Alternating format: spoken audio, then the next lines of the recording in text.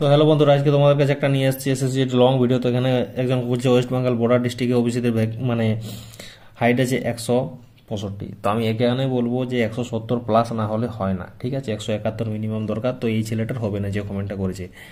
একটা দাঁত তুলা আছে, দাঁত তুলা থাকলে ভাই কোনো সমস্যা নেই, কিন্তু পোকা লাগা দাঁত, ভাঙা দাঁত, কালো দাঁত এসব থাকলে সমস্যা আছে। এসএসসি জিডিতে বলছে মাধ্যমিকে কত পার্সেন্ট নাম্বার দরকার। মাধ্যমিক পাস হলেই চলবে, নাম্বার পার্সেন্টেজের কোনো এখানে আলোচনা করা নেই, ঠিক আছে? মাধ্যমিক পাস সার্টিফিকেট দিয়ে অনলাইন হবে।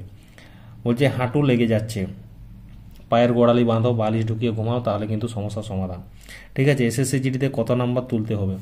160-এর পরীক্ষা, কত নাম্বার তুলতে হবে এরপর ভাবো তুমি। অর্ধেক যদি না পাও তাহলে কিন্তু তোমার চাকরির এখানে আশা নেই। এখন কেউ যদি বলে দাদা তোমাদের সময় 100-র মধ্যে 35-এ পাস হতো, পাস তো অনেক ছেলেই করতো, পাসওয়ালা কি সবাই চাকরি পায় না?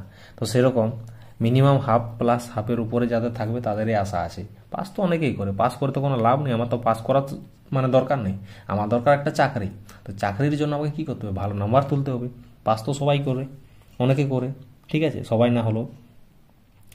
তো এটাই হচ্ছে মেন কথা, অর্ধেকের বেশি দরকার। 5টা দাঁত সিল করা আছে, 5টা দাঁত সিল করা থাকলেও কোনো সমস্যা নেই, আরামসে পাস করবে। দূরের লেখা দেখতে পাচ্ছি না, তো এখানে আমি আমার নিজের ঘটনাটাই বলে দিই। আমিও দেখতে পেতাম না, চোখের ডাক্তারকে দেখালাম, তো চোখের ডাক্তার বললো এটা ঠিক হতে 8 মাস 6 মাস সময় লাগবে।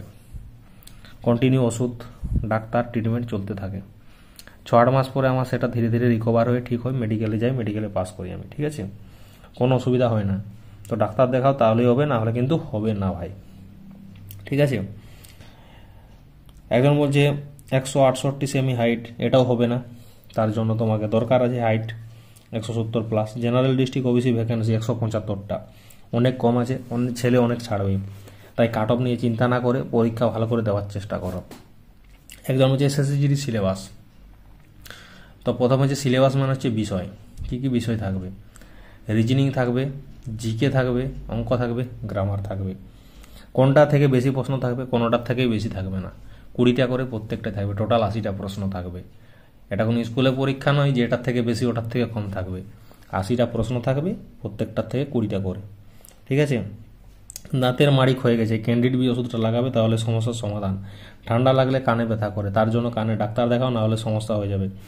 এসসি বর্ডার ডিস্ট্রিক্ট ভ্যাকেন্সি কত আছে? 400টা আছে।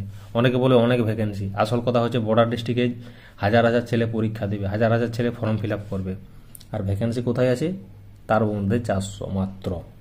জেনারেল বর্ডার ডিস্ট্রিক্ট ভ্যাকেন্সি কত আছে? 695। ভ্যাকেন্সি বেশি হতে পারে, কিন্তু জেনারেলের ছেলে মেয়েদের সংখ্যাটাও বেশি, তাই জেনারেল যে দেওয়া আছে ভ্যাকেন্সি 695, হিসাব মতন এটা অনেকটাই বলা চলে কম।